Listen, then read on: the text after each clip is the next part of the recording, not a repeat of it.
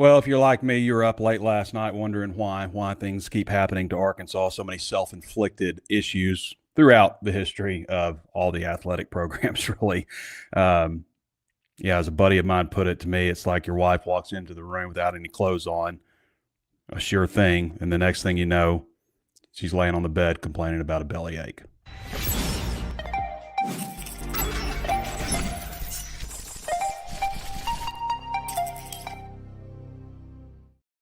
A lot of ways to watch and listen to the show. If you're tuning in on YouTube, we'd love to have a like or a thumbs up, whatever it is. Subscribe to the channel. Set it to where you're notified anytime we upload new videos. Also, we're on Facebook. Be sure to follow the page there. I think 108,000 Razorback fans do.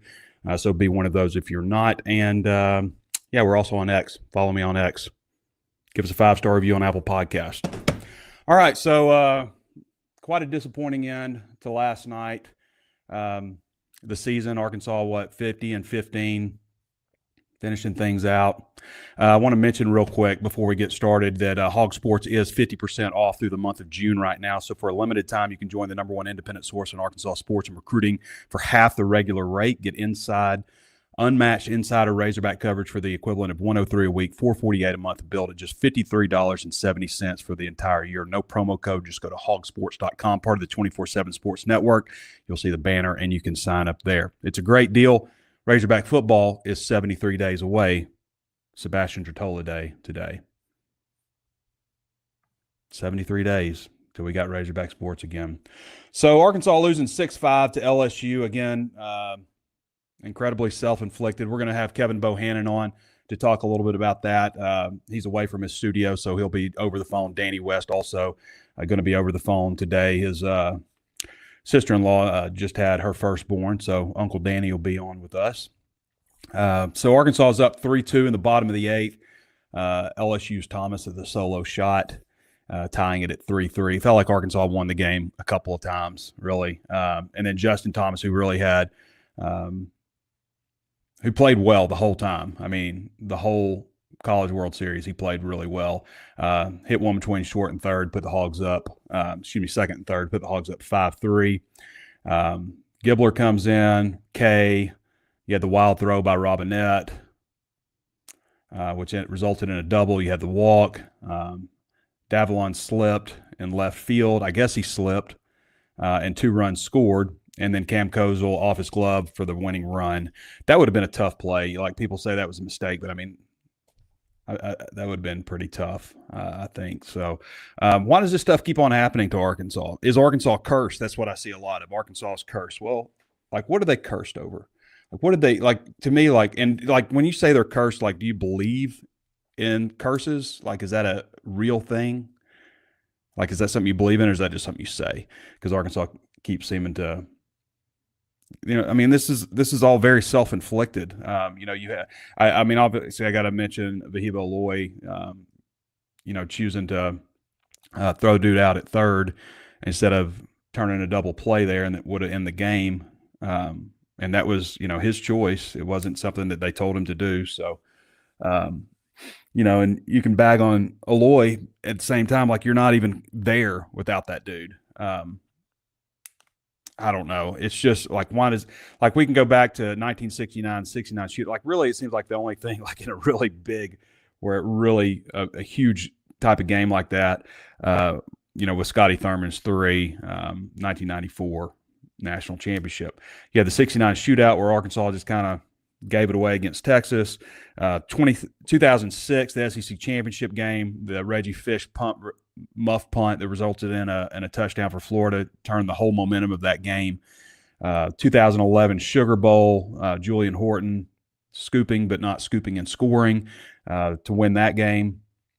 2018 College World Series loss, of course, to Oregon State, the dropped fly ball that would have ended it. And then just last year, Arkansas is up 13 over Texas Tech in the NCAA tournament with 4:43 left with a 97.9% win probability, and goes on to lose that game. It all feels very self-inflicted. It doesn't, like, I think it would be easier to take, like, if somebody just went yard on you, and beat you that way. But, like, just to have the decision making, it just seems to happen time and time again. So that's what's so frustrating about being a Razorback fan. I was talking to this lady the other day, and she was telling me, she was like, I'm not sure that being a sports fan is healthy for you. And like she has a degree in psychology and stuff. And, I was like, I'm not so sure that like hearing everyone's problems all day is healthy for you. But like, yes, there are downs, there are highs and lows. And, baseball's generally more picnic style, except for when it's like this, when everything's on the line and then it's, just heart pounding. I don't think that passion and, getting your heart broken and, the thrill of victory, I don't think that those are unhealthy. I don't think those are bad ways to live your life. And I was explaining to her also, like, you can get a divorce from your spouse, you can lose contact with somebody that you grew up with in high school. And I say this because I see a lot of stuff like, I'm done with this, I'm tired of this. Like, I see a lot of those kind of comments, which are, emotional reactions. You're not done. You can't be done. You can't separate yourself from your team. You can't just be like, I'm going to go be an Auburn fan. It just doesn't work that way. I don't know why, but when it comes to your kids and your team, there's no separating. Like, they can break your heart, but they can disappoint you, but you're not leaving them, right? I was listening to Joe Rogan podcast, and he was talking about Steven Spielberg, Close Encounters of the, what is it, fifth kind? I can't even remember. But what's his name? Like, leaves his family at the end. Gets on the spaceship and flies away. Sorry, it's a spoiler alert for any of those who haven't seen it. But Richard Dreyfuss gets on the spaceship and leaves his family, his kids, and everything.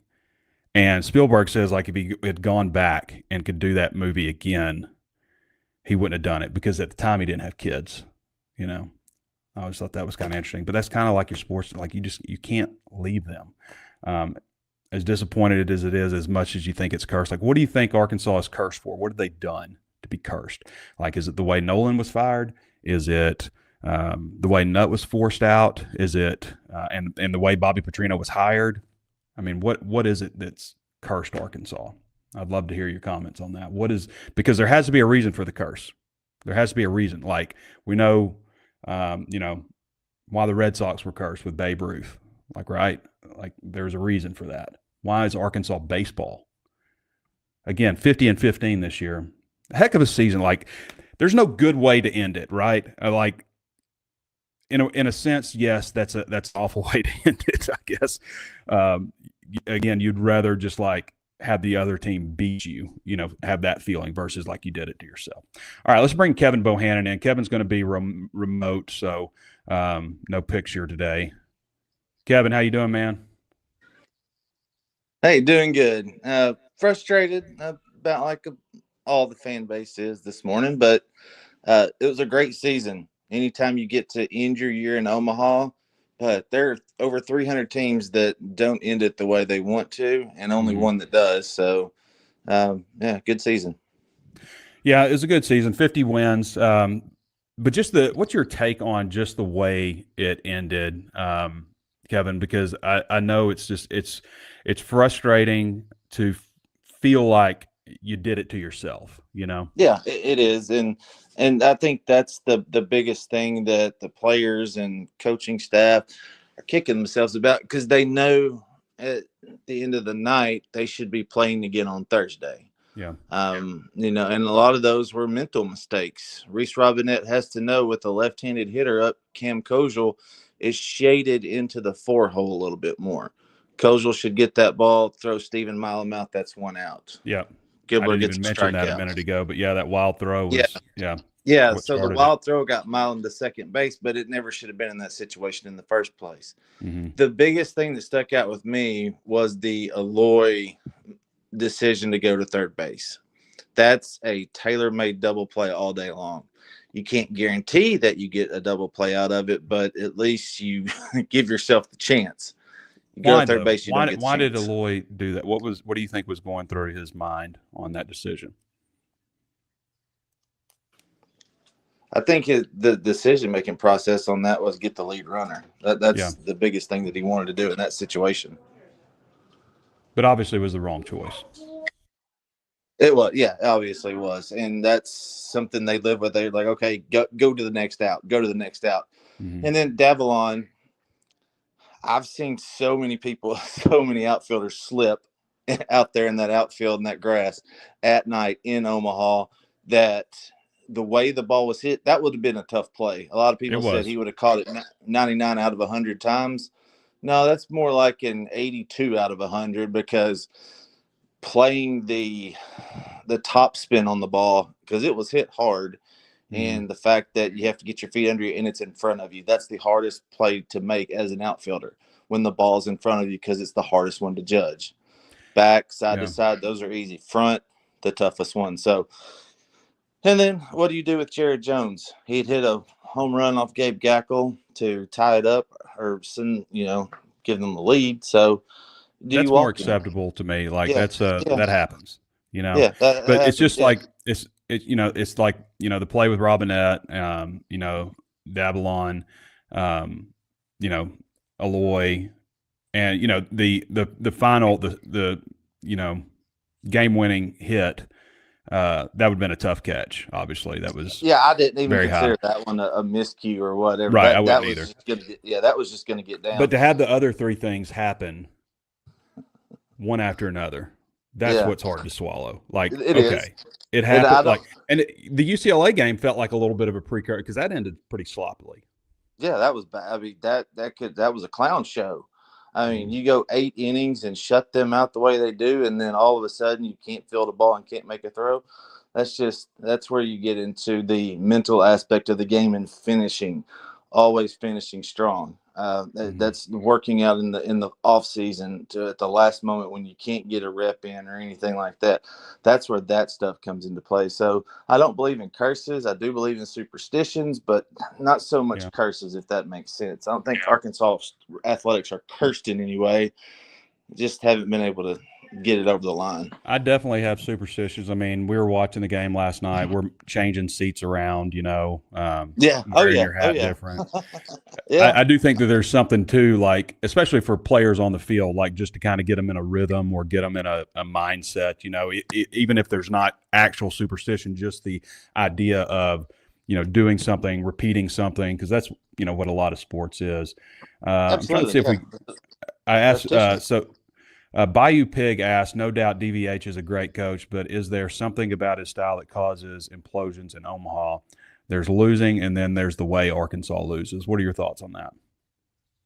You can't really say that two out of what's that 8 times. So it's not really a pattern Mm-hmm. that you've lost in a way that's kind of just shake your head at. Okay, so I wrote in the article yesterday. There's a preview. I was like, this has happened. Kevin, we lost you for a second. We Yeah, lost you for a second. in 2022 they had Ole Miss where they had to Mm-hmm. beat twice. They couldn't do it. In 2009 they had to beat LSU twice. Couldn't do it. 2012 had to beat South Carolina twice. Couldn't do it. So I mean they've been in this situation before. So it's Mm-hmm. not like they weren't in a spot that was unfamiliar to them. So you had to drop fly ball against Oregon State, and then last night it's not anything Dave Van Horn does. He puts himself in a position. He puts his kids in a position to win, and does the right things that he thinks Mm-hmm. in his mind are right at the time. I questioned putting Aiden Jimenez out there after going 31 pitches the night before. Why not Dylan Carter? Why not Parker Coyle? Mm-hmm. Those are the things. But you can't. You always second guess yourself as a coach. You want to go with the guys that got you there. That's why they went with Gabe Gackle for 50 pitches. He was at the end of his rope. Zach Root had done the same exact thing against UCLA the day before. Matt Hobbs had said it. His gas tank was empty. They wanted to empty out their best guys before they had to go to anybody else. So it's just the choices you make and you live with them. Yeah. Kevin Bohannon joining us again. You can read all of Kevin's content at hawgsports.com, HAWGsports.com. Does a great job covering Razorback baseball, a lot of in-depth knowledge from his past as a coach, and has been working in the media for a number of years now. You can also catch him on Drive Time Sports. So, Kevin, what's next for Arkansas baseball? Obviously, a little bit of downtime and licking your wounds some, but it's right back to rebuilding this roster. And who's back? Who's back next year, you think? Yeah. So the good thing is you're going to have your middle back. You're going to have Ryder Helfrich back. You're going to have Cam Kojal, Nolan Sousa, Reese Robinette, and then you got to flip over your outfield. You're going to have Kuhio Aloy. So you're not going to have to flip the roster over as much as you did this year, but you're going to have to replace some guys. You're going to have to replace Aloy at shortstop, Iredale at third. Kojal may move to third with Sousa at second. Depends on the injury and how well he recovers from that. You're going to have to replace your whole weekend rotation at this point, with the exception of Gabe Gackle. I think Gackle steps back into a weekend rotation spot. So how do you do it? You do it through the portal like they did the last couple of years. Now, will they get the same caliber guys that they did this year? Probably not. That was a really good haul.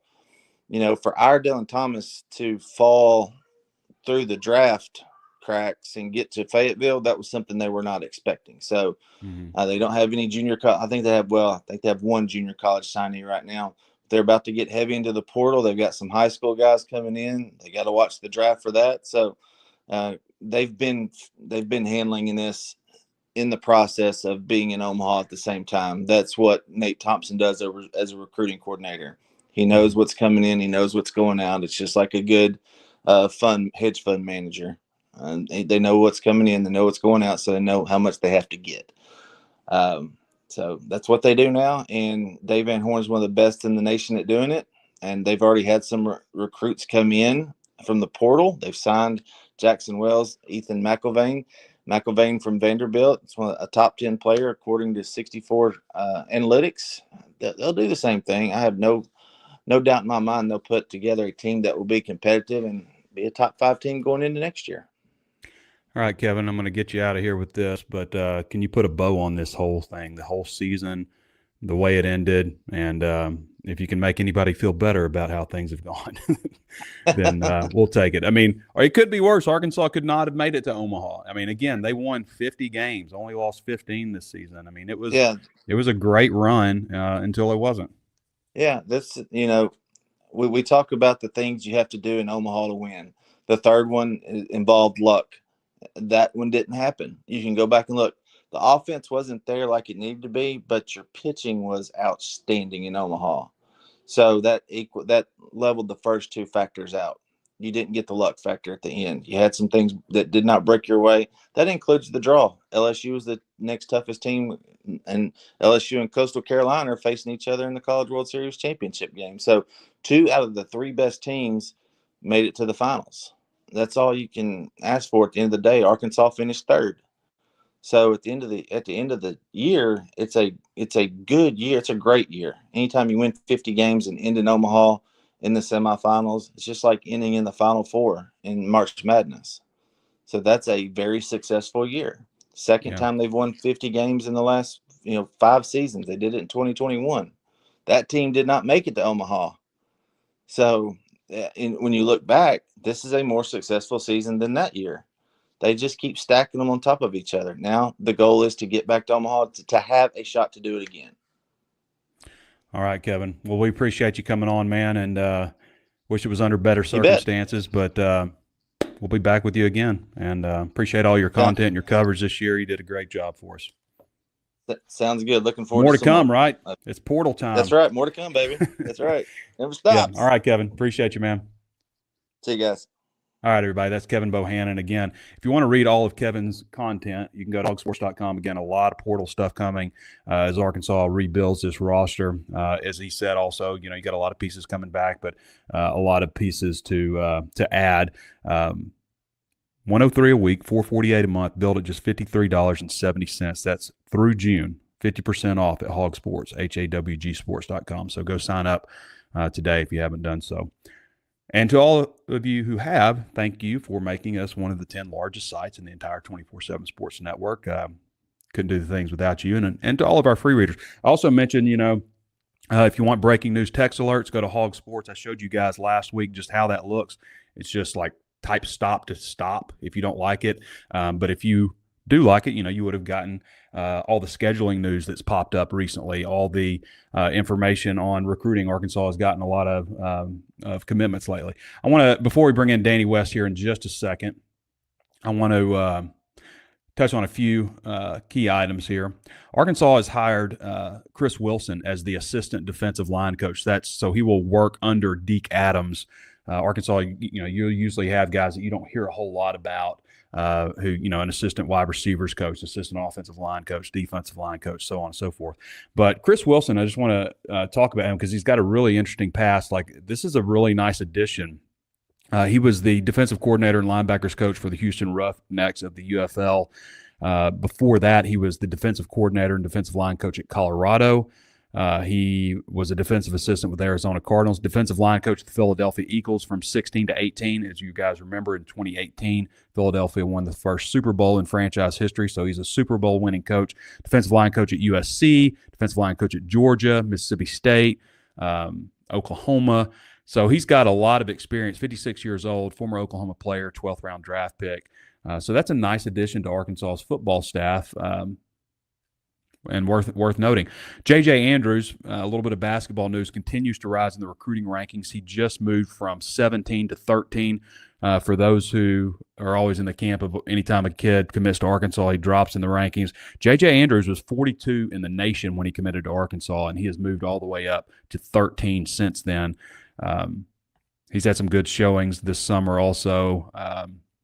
32 games, I think, in this last game at the NBPA deal. He's got all that EYBL stuff. I don't know a whole lot about that, but we'll get Connor Goodson on soon to talk a little bit more about basketball. So, yeah, nice move up for J.J. Andrews. So basketball's a little different than football. Football has 32 5-stars every single year. Basketball, it kind of fluctuates. Like last year, there were 15 5-stars. Other years, there have been, a dozen. This year, there are 12 right now. That doesn't mean Adrian Andrews isn't going to be one. He could, but right now, he's the 13th ranked player in the country, the first guy below 5-star status. So watch that. Maybe he gets that extra 5-star ranking. Basketball just, kind of hovers around the number of lottery picks a little bit. Adu Thero also being projected, kind of as a fringe first rounder also as far as guys out of Arkansas. Arkansas basketball, 25-26. SEC opponents have been revealed. I like the way it looks, really. I mean, you can't have it perfect, but you get Auburn at home. You also play Auburn on the road. You get LSU at home. That's just one game. You get Missouri at home. Missouri, that's just one game. Is that right? Yeah, that's just one game. So you get them for the home game. You get Kentucky for one game at home, South Carolina, Tennessee, Texas at home, Texas A&M, Vanderbilt. Your road games are at Alabama, Florida, Georgia, Ole Miss, Mississippi State, and Oklahoma. So I don't hate that at all. I like that schedule. If you look at the notes, like Arkansas plays pretty well against all of those teams at home historically. So that's good. Arkansas in non-conference, we know they play UCA and Bud Walton on November 11th. There's a to-be-announced CBS Sports Thanksgiving, a couple of those. You play Duke at the United Center in Chicago on November 27th, Louisville and Bud Walton in the SEC ACC Challenge on December 3rd, Houston at the Barclays Center in Brooklyn on December 20th. You play Baylor and Bud Walton, Michigan State in East Lansing, and there's something going to be at American Airlines Center in Dallas and something at Verizon Arena. Those are the games and scenarios that we know of so far. So again, Auburn, LSU, Missouri, Kentucky, South Carolina, Tennessee, Texas, Texas A&M, and Vanderbilt at home. And then away is Auburn, LSU, Missouri. So you do play LSU twice. Missouri, Alabama, Florida, Georgia, Ole Miss, Mississippi State, and Oklahoma. All right, we're going to get to Danny here in just a second. Make sure I got everything I need to this point. Feel good about it. All right, Danny West time. Danny, how's it going? Hey, buddy. What's going on? If you were like me, you were up late last night kind of pondering why things are the way they are, and Arkansas seems to just kind of shoot themselves in the foot. What are your thoughts? Yeah, I think last night, like 2018, is another one of those nights that, even years later, you're only going to be able to talk about it with your therapist and the Lord. And I'm starting to wonder if maybe they're in on it too. So let's just was a tough one. Well put, Danny. Yeah. That's where it's at, man. It's not for the faint of heart. I Mhm. hate it for Coach Van Horn. I hate it for Davalon, all the players. But I Yeah, really Davalon hate it took it for hard. I really hate it for the fans, man. I'm just you run out of words. I don't really believe in curses, but I'm starting to believe. Danny, if That's you could brutal. pinpoint why Arkansas is cursed, as so many people say, Yeah. what would be the reason? What have You we know, done? Yeah, I don't know, man. I thought it was just my job to get on here and make everybody feel better by talking about high school football recruiting. That's Mhm. my job, ain't it? To save the day and get people excited again. You Ain't used to always, yeah, you used to always be the guy that nobody had anything bad to say because you brought all the good it? recruiting news. I know it. Yeah. Yeah. Well, Thanks, man. Arkansas is on a roll in recruiting. They're up to 21 commitments. Got a couple. The last June 15th, I think was A is double that up day. Sunday? Yeah. Yeah. Yeah, let's talk about it. Keave Foster, a really good kid out of Muscle Shoals, Alabama. This is your annual Scott Fountain position player target. Okay, we Mhm. know Scott Fountain's the special teams coordinator, assistant head coach, and all that. But for one guy a year, he's probably going to go out and target somebody in Alabama, in Florida, and say, "I think this guy needs to play defense, offense, whatever the case may be." And that's what he found in Keave Foster, 6'4", 185, really good looking frame, told us that he thinks he's probably going to end up in the 220, 225 range. Now Mhm. that's a lot. That's a long way from now, but I could see it with this kid. He's going to end up being a big man, and graded 88 by 24/7 Sports, so that helps your player average a little bit. We know that number still needs to come up. And then, of course, later in the day, they got Cameron McGee. I may have those flopped, Trey. There's 21 of them now, and it feels like all 20 have Yeah. come in the last month. But Yeah, Cameron McGee, I think you had him the other way around. I think I McGee was got, first. Yeah. yeah, I believe you're right. But Loganville, Georgia, Grayson High School, that's a powerhouse. He's graded 86, so kind of borderline or mid-range 3-star, I should say, 6'3", 330.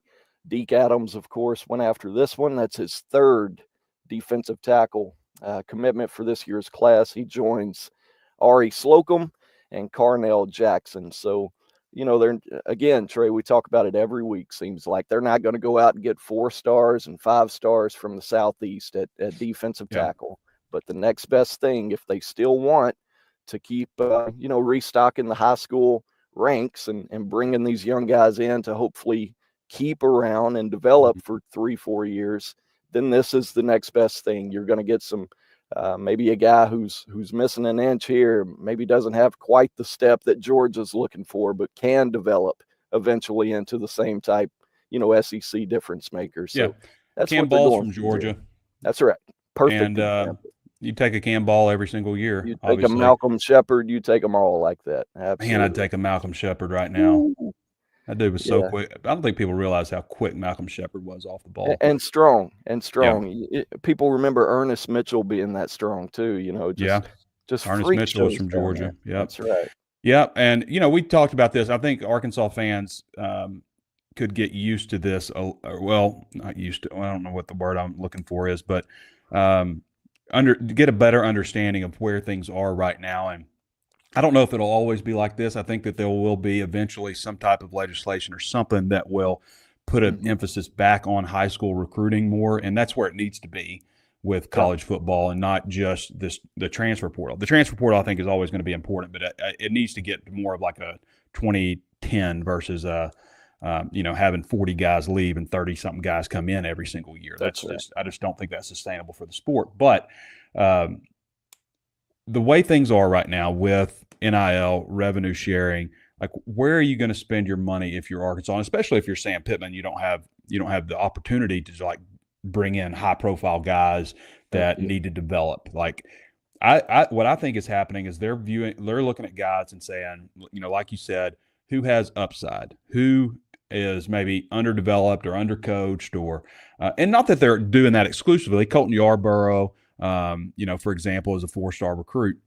Sure. But and getting Tavian Wallace last year was a big addition. So they do go out and get some guys, but like it feels like there's less of an emphasis on getting Arkansas kids who may be asking for a lot more money than Arkansas may think that they're worth. Not that they don't want them, but going out and getting guys that they feel like can develop in the system. And it feels like there's a heavy emphasis on linemen too. It does. And I like seeing that. I think it's still important. We talk about it, and you just said it there. It's still important. And when is it going to change and start to go back, to more high school heavy? I don't know, to answer the question, but I'm really curious, Trey. The first thing we've got to figure out, you've heard Kirby Smart talk about it for months, and he's passionate about it. So is Sam Pittman. All these coaches are. We got to figure out when the portal is going to be, how long it's going to be, and how many of them there are. Because until then, buddy, you can't have any guesses even as to how much this thing may slow down. I'm telling you, I've seen it in the last 2 years. What'd we go from maybe 30 days to 15, two different splits. Then it goes to like 20 to 15 days. The first one was 45 or 60 total. Or something ridiculous. Yeah, something ridiculous. You don't need that many days to decide if you're going in the portal. That's right. But my point is, when you shrink that down to just 10 days, and if you were to put it only in January, man, I think a lot of kids are going to pump the brakes, and you're going to get rid of maybe half of these guys who are just transferring just to see what they're worth. Because you're going to be rolling the dice to an extent where, man, if you don't find out in the span of the first 2 or 3 days, what'd you get in there for? They're not coming to get you, maybe you get lucky on the 9th or 10th day and can still make a decision. But I just think by shrinking it down, you get rid of so many guys that are just wanting to play the game and be out there and have their name tweeted again. A lot of these guys, they just sit tight. I think in a lot of cases, I've seen it at Arkansas, where we kind of deal with the big fish, small pond mentality a lot with some of the kids. They get on campus after 6-8 months and they go to thinking, man, nobody's tweeting about me anymore. These guys aren't hitting me up for interviews anymore. I don't get graphics sent to me. They're not talking about me, and I'm redshirting. I'm struggling in practice, not having a great day. I want to be a part of what was fun 6-8 months ago again. I miss that. And so they jump in the portal and want to relive that, as opposed to sticking it out, tough it out a little bit. So I think a lot of that might go away. And at what point do we start to get back to a more heavy high school recruiting approach? I don't know, but we've talked about it, Trey. For right now, for what the rules are, I would lean more heavy transfer. And, I think that's what we're seeing, especially in the question, state. Danny. There's no question that the way things are, and if you're a school like Arkansas, and if you're Sam Pittman, that you would be a fool to invest the majority of your money, paying $500,000 for, a highly ranked 4-star to come to your program, when you can get a guy that can come in and play and help you win right away. I mean, there's no doubt. And we can talk about like, well, it's been proven the best teams do it through the high school ranks and just kind of fill in the gaps through the transfer portal. Like, we're talking about Georgia, Alabama, teams that have been doing it anyway. I mean, Ole Miss, I say this all the time, Danny, and I know Ole Miss has Lane Kiffin and he's all this and that, but like if Ole Miss can do it, Arkansas can do it. That's right. If Ole Miss can do this, what they've done, Arkansas can do that.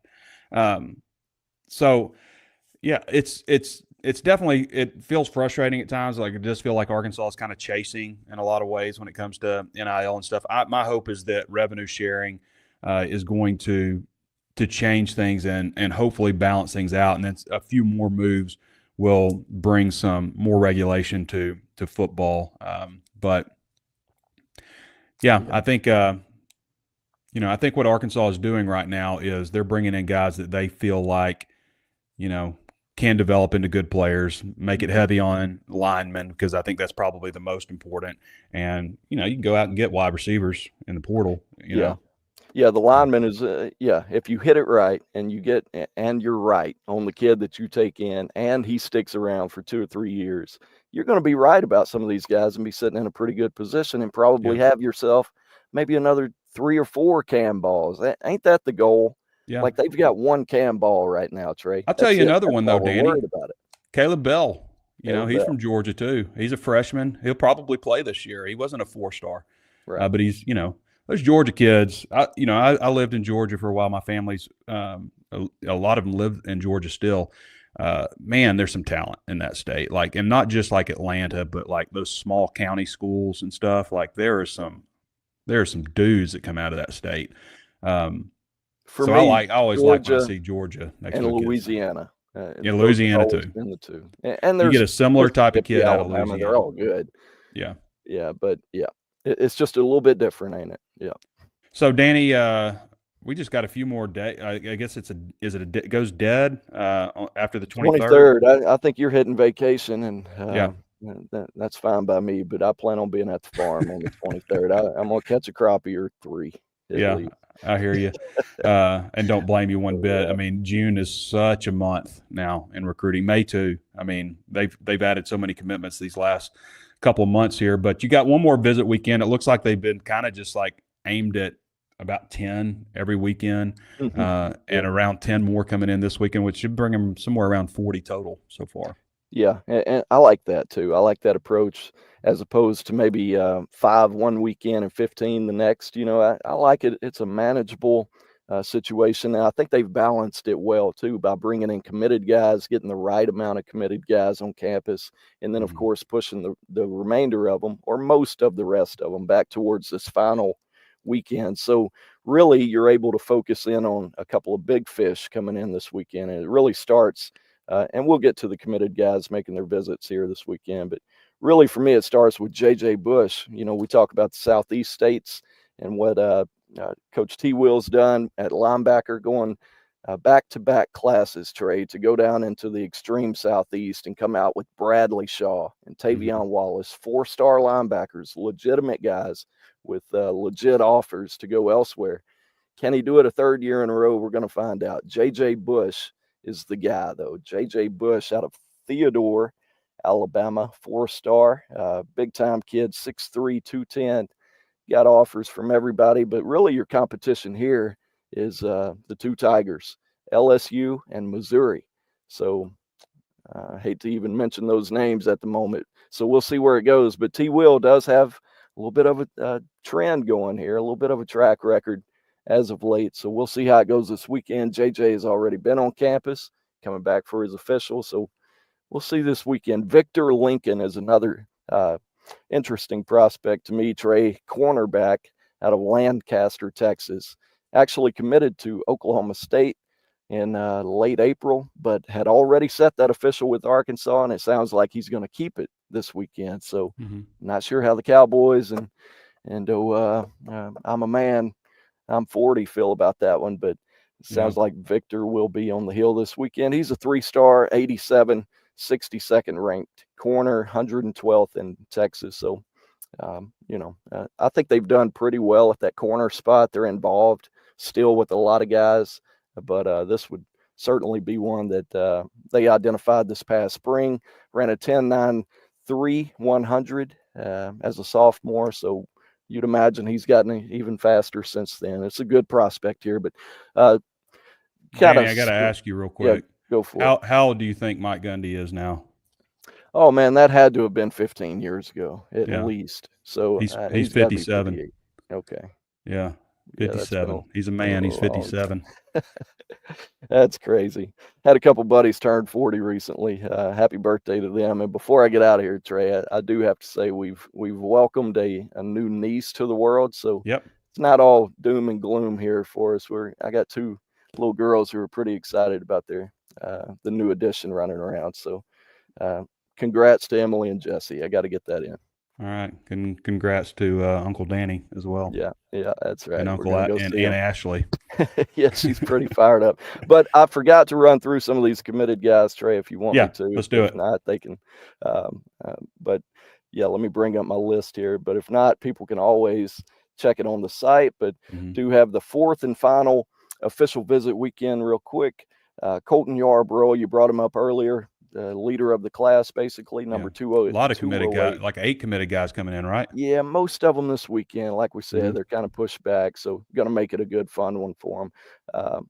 Prevo out of Bentonville, Arkansas now. He's transferred from Texarkana, And the athlete, 5'10", 160, Prevost, has been committed since, I don't know, late last year, I want to say.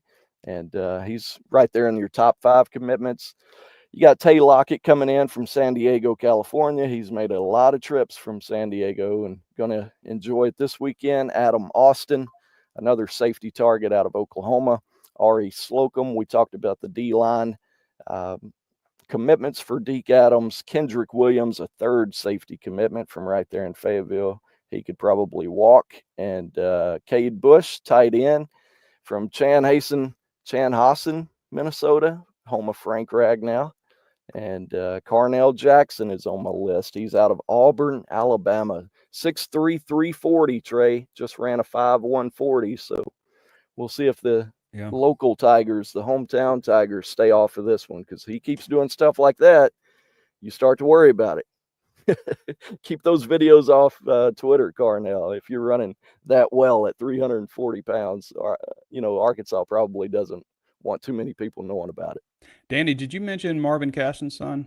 I did not. Will Caston from right there at Fayetteville. Got a text from somebody I trust yesterday, Trey, and he said this is Dre Greenlaw 2.0. But 6'1", 195, take them all day.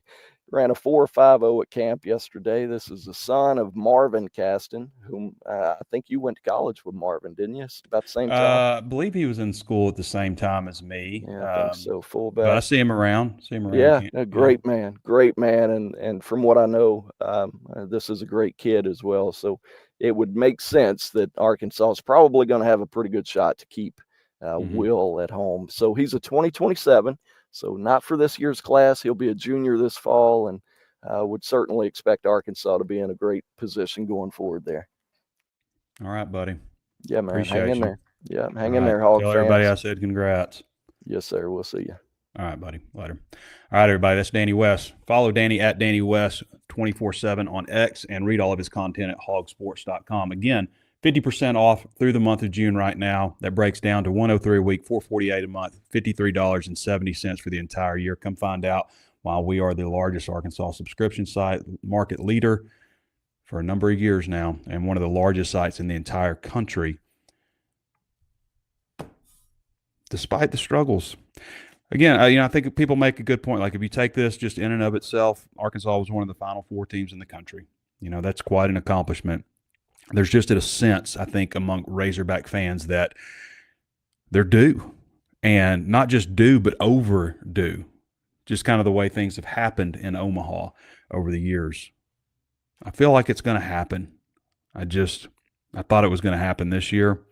Obviously, you lose a little bit of faith losing that first game to LSU. That's where things are.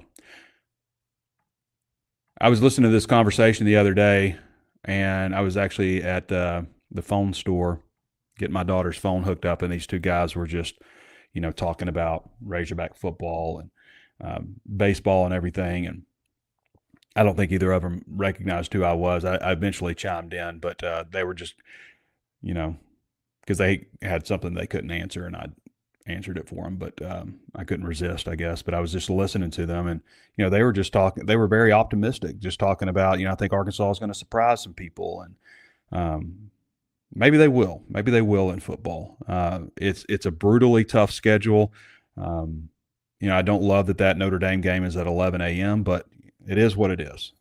It's a brutally tough schedule. It's an incredible road schedule. Like, if you ever wanted to follow the Razorbacks, think about the road trips you get to make. You go to Oxford, you go to Memphis, which is weird. You're at Texas, you're at Tennessee, you're at LSU. I don't have the schedule in front of me. I'm just kind of remembering off the top of my head, but a lot of great road games. And some intriguing home games, getting Texas A&M at home finally, getting Notre Dame in Fayetteville, Auburn's in Fayetteville.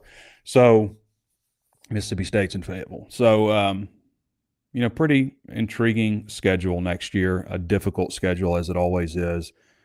But maybe they're better than what we think they're going to be. I've said before, I think the offense is just kind of a notch above what we've seen, and I feel like the defense is going to be a notch below what we've seen. unfortunately. But maybe they won't be. They've made a lot of moves. I'm concerned about the defensive line. I like linebacker. I think they've made a lot of positive moves in the secondary. Have they made enough positive moves? They have definitely created a sense of competition in the secondary. I also really like that defensive coaches staff. I really like Marcus Woodson, in the secondary, even though they weren't as good last year as they should have been. But I think he's a really good coach, and Travis Williams and Deke Adams. So maybe they'll turn things around and have a good football season. I think the basketball team is really shaping up to make a run. Darius Acuff, Malik Thomas, Isaiah Seeley coming in, Kareem Rattal, Paolo Samito, if that's even how you say it. They've got a lot of height. Obviously, Malik Ewan coming in, Nick Pringle coming in. Some veteran big men, some foreign players that, are a little bit older, like along with what you have coming back. And, obviously some key guards coming back, and then adding these guys. I just feel like there's a chance here to do something really good and maybe not have so much growing pains early in the season. And, obviously you got a lot of new pieces, but I feel like there's some maturity on this team and a good mix. Darius Acuff is the truth. So maybe this will be the year. Maybe it's 2025-26 is the year for Razorback sports. We're certainly due. Not cursed. Not cursed. There's a series of unfortunate events, but I'm not buying into the curse. I don't believe in that kind of stuff. So let me know if you do in the comments. All right. So we did the show a little bit later this week because I kind of wanted to bridge the gap. Obviously, you had a lot of baseball going on. So I kind of wanted to do a recap show of everything. I will be on vacation next week, so no show next week. But Danny West, Connor Goodson, Kevin Bohannon, Tyler Glasscock will be holding down the fort at HawgSports, putting out a lot of great content this week. I can't get away 100%, so I'm always checking in, obviously. So I'm sure I will be sitting on the beach, scrolling through my phone, looking at HawgSports, seeing what everybody's saying. So come check us out, 50% off, HAWGsports.com. If you haven't thrown us a 5-star rating on Apple Podcasts, do so, please. We are the highest rated, most rated Arkansas podcast. We'd love to have that 5-star review from you to keep that going. We can't just sit back and rest on our laurels, can we? And, subscribe. Set to where you're notified anytime we upload new videos, all that jazz. We certainly appreciate all of you for helping making things so popular. So, 73 or is it 72 days? Something like that till Razorback football. So we got a lot to talk about, a lot to accomplish right now. Everybody's going through summer practices and the 8-week training cycle for football. All right, everybody. Appreciate you joining me. Thanks to Danny West. Thanks to Connor, we'll have Connor on next time we do the show. He's got some other things going on to talk a little bit more about basketball. But to Danny West and Kevin Bohannon, and thank you to all of you. This has been Trey Biddy with HawgSports.com. We'll catch you next time.